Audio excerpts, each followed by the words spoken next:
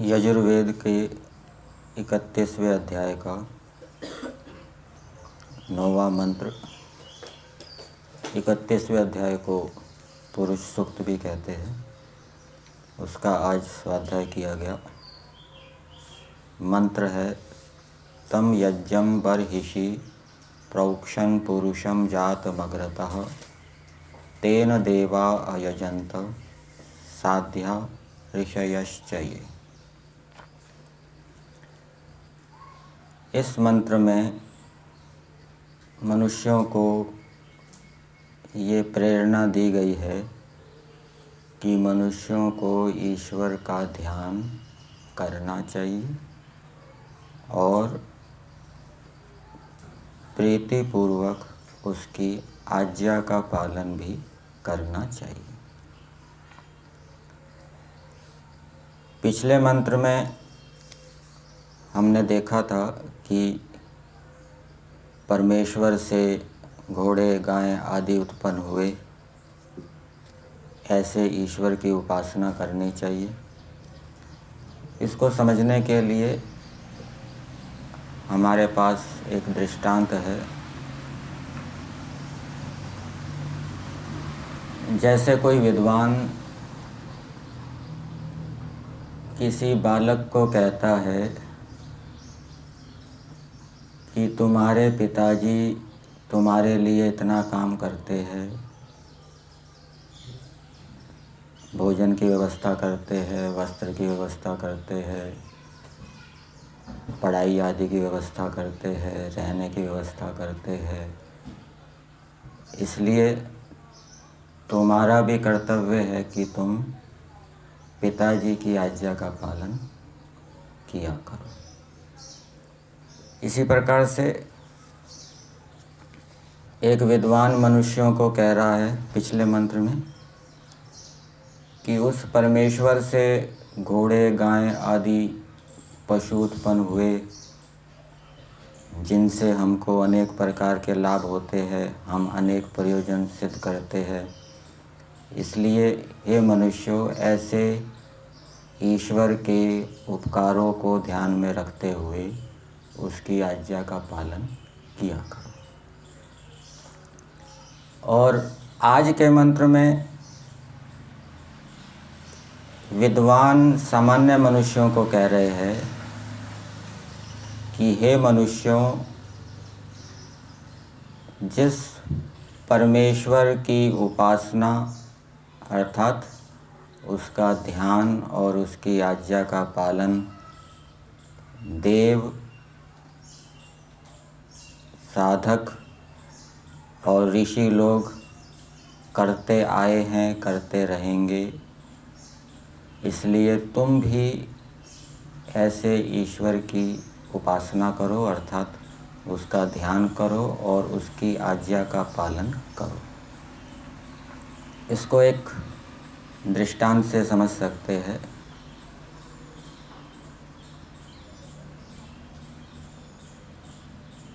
जैसे पिता अपने पुत्र को कहता है कि बेटा, वो पड़ोसी का लड़का प्रातःकाल जल्दी उठता है, व्यायाम करता है, ऐसा कहा, उसकी स्तुति की। तो इससे क्या बात निकल रही है कि तुमको भी वैसा करना चाहिए। इसी प्रकार से यहाँ पर भी विद्वान कह रहे हैं। 3 प्रकार के मनुष्य इस मंत्र के अंदर बताए हैं। एक देव, जो पढ़ने पढ़ाने वाले हैं, उनको विद्वान कहा जाता है, विद्वान साह देव। दूसरे साध्य अर्थात योगाभ्यास आदि करने वाले। और तीसरे ऋषि। ये तीनों ईश्वर की उपासना करते हैं, उसका ध्यान करते हैं, उसकी आज्ञा का पालन करते हैं। इसको हम इस प्रकार से समझ सकते हैं। हमारी वैदिक संस्कृति में गृहस्थाश्रम के अंदर 4 वर्ण हैं और 4 वर्णों में एक ब्राह्मण वर्ण है, तो ब्राह्मण का कार्य होता है पढ़ना पढ़ाना। वो पढ़ने पढ़ाने पर अधिक बल देते हैं और ध्यान आदि में कम बल देते हैं, उनको कहेंगे देव। फिर जो गृहस्थ आश्रम से वानप्रस्थ आश्रम में चले गए, अब वानप्रस्थ आश्रम में भी पढ़ना पढ़ाना तो होता ही है। सत्यार्थ प्रकाश के 5वें समोल्लास में लिखा है पढ़ता पढ़ाता रहे, लेकिन और भी बहुत सी बातें होती है, उसको अनेक प्रकार की तपश्चर्याएँ करनी होती है, तो और साधनाएँ करनी होती है। जो उसने गृहस्थ आश्रम में या ब्रह्मचर्य आश्रम में पढ़ा सुना है उसके ऊपर विचार करना होता है, आत्मा परमात्मा के ऊपर। तो वहाँ पर पढ़ने पढ़ाने के साथ साथ योगाभ्यास आदि भी रहता है। वो योगाभ्यास में अधिक बल देते हैं, वैराग्य को उत्पन्न करने के लिए अधिक बल देते हैं। तो ये दूसरे प्रकार के मनुष्य ये साध्य कोटि के अंतर्गत आ जाएंगे। और तीसरे ऋषि, जिनको वैराग्य हो गया, संन्यास ले लिया, समाधि अवस्था की प्राप्ति हो गई। अब समाधि अवस्था की प्राप्ति होने के बाद भी वो कलेशों को दग्ध बीज करने के लिए ध्यान करते हैं, समाधि लगाते हैं और व्यवहार के अंदर निष्काम भावना से ईश्वर की आज्ञा का पालन करते हैं। तो ये 3 प्रकार के मनुष्य योगाभ्यास करने वाले हैं, ईश्वर की उपासना करने वाले हैं, ईश्वर का ध्यान करने वाले हैं। तो ऐसे ही हमें भी मनुष्यों को उपदेश दिया जा रहा है इन तीनों का दृष्टांत देकर कि जैसे ये ईश्वर का ध्यान करते हैं, ईश्वर की आज्ञा का पालन करते हैं, यम नियम आदि का, तुम भी ऐसे किया करो। मंत्र के भावार्थ में दिया है, विद्वान मनुष्यों को चाहिए कि सृष्टिकर्ता ईश्वर का योगाभ्यास आदि से सदा हृदय रूप अवकाश में ध्यान और पूजन किया करे।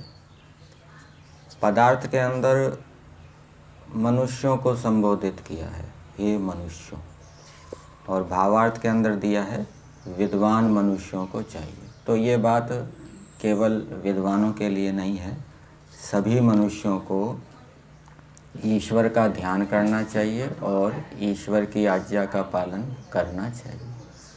अब जो शूद्र है, जिसके अंदर पढ़ने का सामर्थ्य नहीं है, वो तो ईश्वर का ध्यान कर नहीं सकता, बस कोई मंत्र याद कर सकता है, उसका जप कर सकता है, ओम का जप कर सकता है या विश्वानी देव मंत्र का जप कर सकता है। और वो व्यवहार के अंदर जो शूद्र का कर्तव्य है निरभिमानता से सेवा करना, तो वो उसको करेगा। और बाकी जो वर्ण हैं, वैश्य, क्षत्रिय और ब्राह्मण वर्ण, वो ईश्वर का ध्यान करेंगे और ईश्वर की आज्ञा का पालन भी करेंगे। तो ऐसे ईश्वर की आज्ञा का पालन उसको करना चाहिए। पूजन करें, मंत्र के अंदर दिया है, तेन देवा अयजंत साध्या ऋषयश्चये।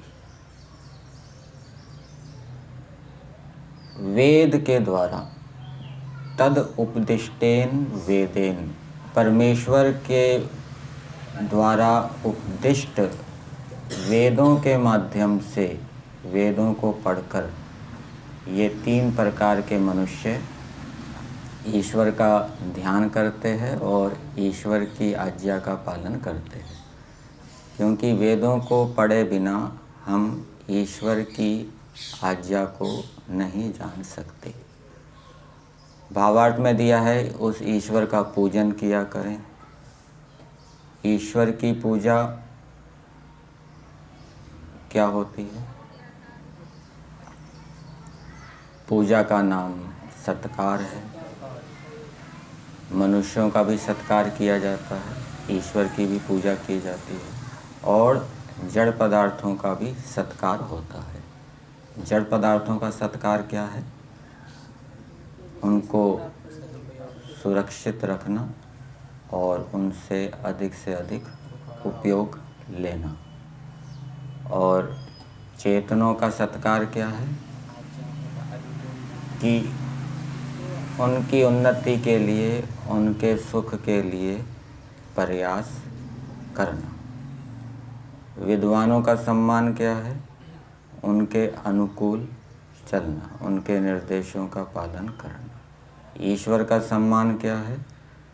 ईश्वर जैसा चाहता है वैसा हम विचारें, वैसा हम करें। जैसा ईश्वर नहीं चाहता वैसा ना विचारें, वैसा ना करें। विधि और निषेध, ये दोनों बातें वेदों के अंदर बताई गई है। तो जो विधि और निषेध का पालन कर रहा है वो ईश्वर का सत्कार कर रहा है, सम्मान कर रहा है।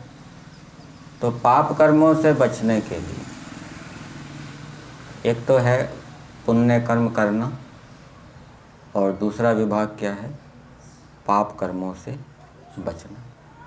पुण्य कर्मों को करने की प्रेरणा कहाँ से मिलेगी? जो वेदों के अंदर पुण्य कर्मों के लाभ बताए गए हैं उनको पढ़ने से। और पाप कर्मों से हटने की प्रेरणा भी वेद मंत्रों को पढ़ने से मिलेगी, जहाँ पर पाप कर्मों की हानियाँ बताई गई हैं। और यदि कुसंस्कारों के कारण पाप हो गया तो उस पाप से आगे बचने के लिए उपाय भी बताए गए हैं। क्या उपाय बताया है? प्रायश्चित।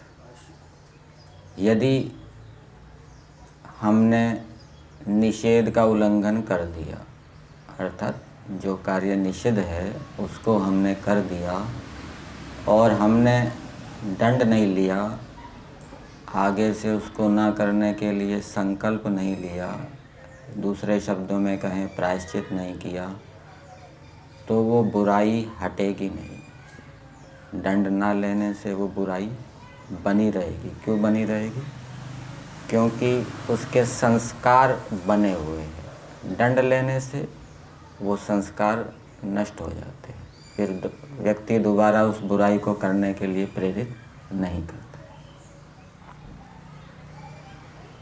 लोक के अंदर राजाओं के विषय में निर्देश किया गया है कि जो व्यक्ति कोई अपराध करे उसको कठोर दंड दे। कठोर दंड देने से वो बुराई क्या है? समाज से हट जाती है।